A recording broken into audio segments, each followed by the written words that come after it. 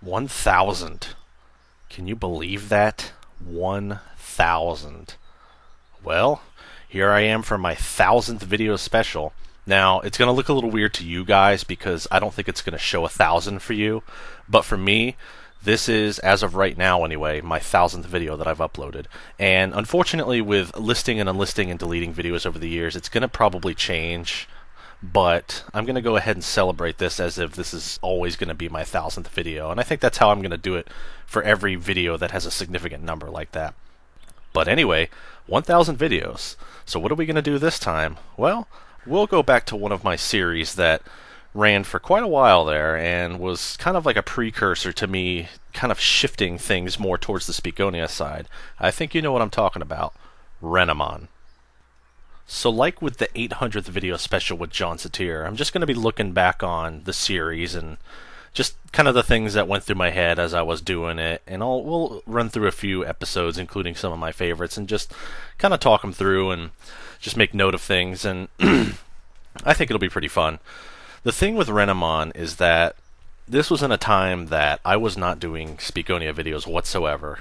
It was late 2008. And I didn't have an interest in them. I thought they were funny, but I wasn't interested in doing them myself.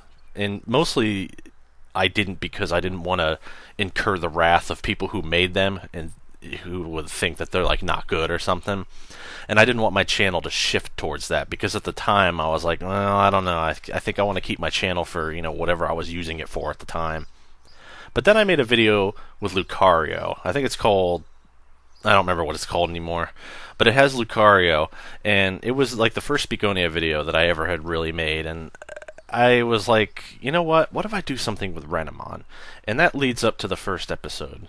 Hello, my name is What I initially wanted to do with this series is kind of deconstruct how Renamon was so sexualized, because this was at a time when, I don't know, she was kind of like a sex icon at certain places. We won't get into that, but I think you know what I mean. And what I wanted to do was just have her talk about it as if she's aware of it, and this was only supposed to be like a one-off or maybe a two-off type thing. I had no idea it was going to become a 100 plus episode series, and that was just something that I still can't really believe at this point. But yeah, I just wanted her to talk about what was wrong with her being all sexualized, and like it was supposed to just be like a random thing, and then there's the ultra brutal metal guy, and he just comes along and starts raping the shit out of her, and it was just kind of like a twist out of nowhere. I just wanted to have some kind of really kind of weird, morbid twist on this whole thing. And then it was, I don't know, I started getting more and more ideas as I just sat here, and I was like, oh my god, where could I go with this? This would be weird if I could just keep going. And then at this point, that's when I knew, okay, we'll do a few episodes and then I'll stop. Because I didn't want this to become a huge thing. The fact that it became a huge thing is just weird. But that's what happened. Now, the formal title of the series is The Legend of ABLB, or how it's supposed to be said, but it often just gets called Renamon because it's just easier to say. And, of course, that's the end of the first episode, leading into the next. So this one is the aftermath, and it's, I was still just thinking, oh my god, what do I want to do with this? The guy's gonna beat her up, and he's like yelling at her, and I still was kind of like, where is this going? Because at the time, I didn't really have any experience with doing Speakonia videos and stuff like that. But I figured, okay, let's see where this goes. So he's yelling at her, and I thought, what if someone comes along and saves Renamon? And, well, you'll see what happens. Stop talking to me like this. But I have to admit, this was really weird to work on at first, because I was like, why am I making a Speakonia video with like these characters that are trying to be like serious instead of, like Drew Pickles going, ha ha ha ha, I'm gay, and stuff like that. Which I had never even made a Drew Pickles video. And in fact, I didn't for a while after this, but anyway, yeah. All women are objects. So I had this guy be a complete dickbag, and I tried to make him as just fucking as douchey as I could, and, I think it worked okay. Jesus. But yeah. But yeah, I keep saying but yeah. And then, out of fucking nowhere, Oh my god, it's Mega Man X. Mega Man X. And I thought this is a perfect opportunity to use this song and everything. So I had Mega Man come along and he, well, I guess he's gonna save the day, right? I mean, what else would he do? So, this is the point where I was like, okay, maybe I should go on for just a little while longer. And of course, well, you know where I'm going. So, now with the tables turned, we have Mega Man X, and he's going to be kind of like Renamon's protector for a while. Although, as the series goes along, he gets killed, and then he comes back as a good guy. He was just pretending to be a good guy at first here, which, not really sure why I decided to do that. That was kind of a strange course of action. But, yeah, a lot of characters come and go in this series. I would say that this series has had probably more characters in it than anything that I ever did afterwards, even John Satir. And there it is, the first ever head explosion I did on a series like this, back before I really kind of knew how to work with Windows Movie Maker and stuff, because as you saw, the aspect ratio was all fucked up and shit. And there's a lot of little technical details that get ironed out as the series goes along here. Like, you know, the aspect ratio randomly changing on certain images. I had to learn that when you use a GIF in Windows Movie Maker here, it has to be in the same proportion as the video frame, or else it'll stretch out and look terrible. And there was just a lot of little trial and error things that I had to go through as the series went along, but this was a good starting point for by the time I got to John Satir, things had already been smoothed out, and I was pretty much good at what I did. And that was the kind of cool thing about this series. But, my original intent with this series, after about this episode, was that Renamon was going to just kind of live her life normally. And then, like, I don't know, maybe a few more episodes in, she was going to be confronted by the brutal metal guy again, who was, like, ultra pissed. And he was going to rape and murder her. And it was supposed to be, she was going to cry out for help and just be kind of helpless, even though she was out in, like, public or something. And it was supposed to be kind of like a callback to the Kitty Genovese case, in which a woman was attacked and killed and screamed out for help, and no one helped her because everyone else assumed that the next person was going to help her. And that's called diffusion of responsibility. And I wanted to just kind of have that be like this really dark lesson, but it didn't go that way. So, skipping ahead a bit here, this is when Radical Squadron unveiled their new guitarist.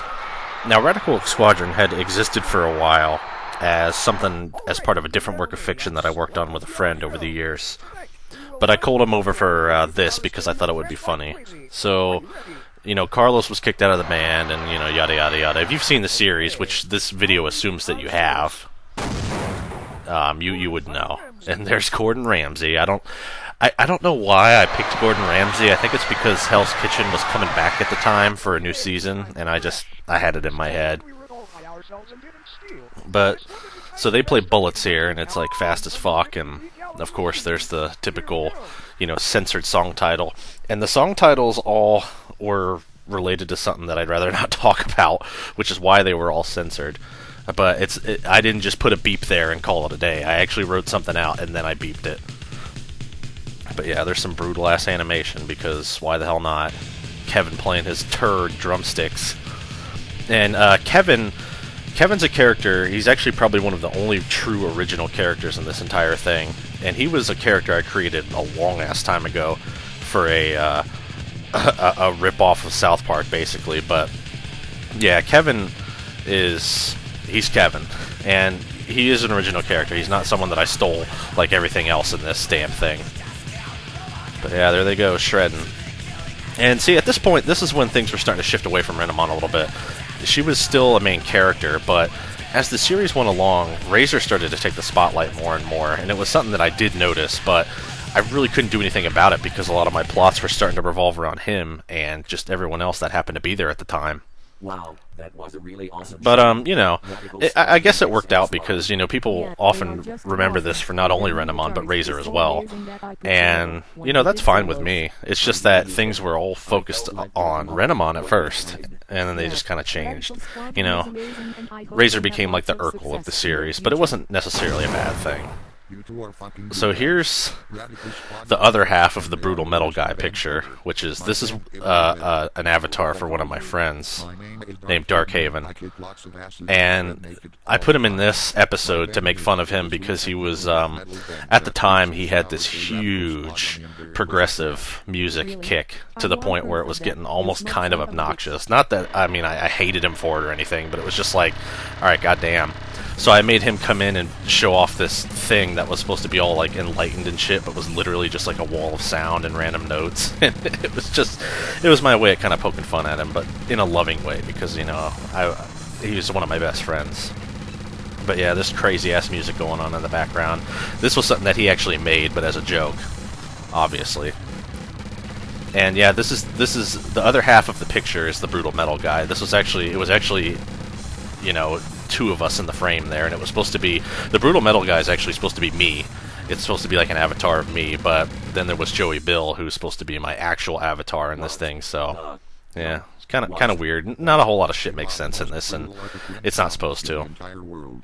If that isn't better than Radical Squadron, you are a fucking retard. But yeah, I just had him flaunt how progressive he was, and that was just the joke for this one. You're just not an intelligent, open-minded. And it was also trying to, I guess in a way it also makes fun of people who are just way into prog anyway. I mean, it wasn't just my friend who was doing it, there are a lot of people who act like this, but at least my friend had a mind to be reasonable about it most of the time. And that's the end of that one, so I'm just going to skip around here and we'll find stuff to talk about. So, this episode is important because it introduced what could really be seen as the only true recurring villain of the series. And I think you know his name. His name is Seeb. Now, a little background about Seeb. Is Seeb a real person? Yes, Seeb actually exists. And does he act like he does in the videos, the Renamon videos? No, he doesn't. What Seeb is basically Seeb in the series is just an avatar for really extremely obnoxious furries who say that, you know, everything that they don't like is closed-minded, everything that they do like is open-minded, and are just never shut up about it. Seeb never acted like that, for real. He was a poster on a few forums, and, you know, I knew him, and he wasn't horrible. Eventually he did get banned for being an idiot, but that was long after the series ended. And I believe Seeb has seen these videos, but I really don't care because, you know, it's just a crazy caricature and it's not even really him anyway. But, yeah, I don't know why I used him. I guess he was just on the mind at the moment. But, yeah, I don't really have anything against Seeb. He was kind of doofusy at times, but he didn't really do anything truly, you know, outrageously wrong. And there were only a few times in the Renamon series that I used something that Seeb had actually said, and it was the thing that was involving Doom 64. But, anyway, yeah, Seeb didn't act like this, and I mean, you know, that's just how it is. But now Seeb is kind of always, at least in anything that I do, Seeb is always kind of forever branded as this crazy guy who talks about open-minded and closed-minded. And for the longest time, and still to this day to an extent, I have just kind of this aversion to using those terms because they just were ruined for me by people who didn't know how to use them properly. They just thought that, you know, if I like it, it's open-minded. If I hate it, it's closed-minded. And that shit is just obnoxious as fuck. I can't stand people who do that. And that's why I made fun of him in this. This series kind of existed in a way as kind of an outlet for me to make fun of people I don't like and just, you know, treat them like shit. And a lot of people in this, in fact, I would venture to say everyone in this doesn't act like they actually do, and that's kind of the fun of it. It's satirical. And, you know, a lot of my videos kind of have that bent to them. But, yeah, Seeb's introduction was pretty important because I started using him a lot throughout the series. He was really the only thing that you could consider a true villain. And as you see by the end of the series, he's the final villain, except he's all, like, super, like, mega at the end. And, yeah, there are a lot of characters who act exactly like Seeb in this. I mean, it's just, you know, it's just crazy caricatures. I'm not actually trying to, you know, upset people by doing it. In fact, unfortunately, later on, I did, in fact, upset someone who I made fun of, and I had to delete that video. Or, in fact, no, YouTube deleted it for me, and I had to re-upload a modified version, which kind of sucked. So this is the last one I'm going to do, because I think that we've covered enough ground here. But this episode's significant for kind of a reason that's not really relevant to Renamon, but for something that came much later. And you'll see here in just a second. Hi, I am John. Holy shit, it's John Satir. Yes, John Satir, I don't know if you probably remember from the 800th video special, but John Satir, at least as he is, at this point debuted in Renamon. And this was John Satir in his very original characterization, where he was just another Barney Bunch member. He just liked to shit and cum and piss and blep everywhere. And it's just kind of funny to think that John Satir has changed so much since his original appearance in any of my videos. And it's just another one of those things that kind of happen, because there was a time where I thought John Satir was actually just crazy and gross, but the more I talked about him with certain people, the more I started to realize that it was just kind of funny and not really that gross. I mean, it is gross, but there's just something really kind of amusing about the whole thing. But yeah, this is John Satir in his original appearance in any of my videos. I still use that same art asset to this day for him. Of course, I've given him clothes these days, but, you know, whatever. And I just thought this was so funny because it's just proof that something can be changed a lot and reused again. And it kind of ties in with the most recent John Satir I did, where he goes to this universe, Renamon's universe, and everyone's trying to kill him because they think that he's still like he is in this episode. And the explanation behind that is that John Satir and Renamon are two separate universes that have had the same things happen in them. That's why Renamon also exists in John Satir, but there she's friendly and doesn't try and kill him. So yeah, that's kind of the explanation behind that. I have a more elaborate one, but I don't want to really get into it right now. And here's Sebe up to his antics again. I kept making him, you know, dress up as other bands and try and play music that doesn't sound anything like he describes it as. He's saying he's playing technical thrash here, but it's just fucking, it's As I Lay Dying. But, yeah.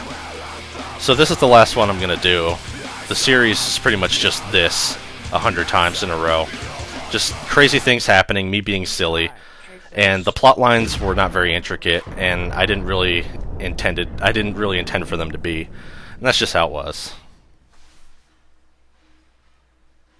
So that's it for the look back on Renamon. This was very impromptu, but I wanted to have something special for my 1000th video and not just, you know, another kind of random upload.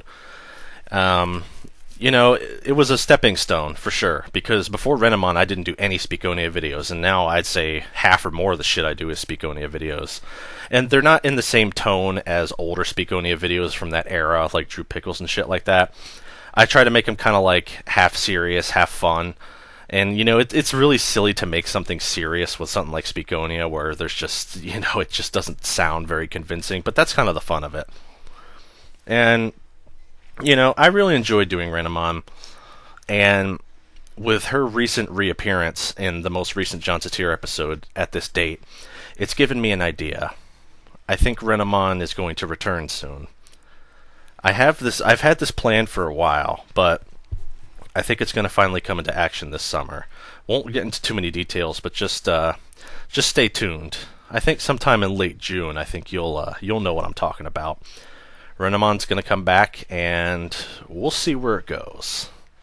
But again, thanks for watching. This was good. I like to do like little retrospective things for whatever reason. It's just something that I've enjoyed doing, and you know, looking back on my history on YouTube, I've been on YouTube since April of 2006. I didn't start doing videos till a year later, but still, it's going to be 8 years since I started doing videos this summer, and that's just crazy to think about, because I never thought I would get that far, you know, but 1,000 videos later, here I am, and still trucking. I know my viewer base is small, but I'd rather have a small viewer base that I kind of know personally and just really enjoy, you know, watching my stuff and, you know, giving me their feedback when it's necessary, rather than have a million people, you know.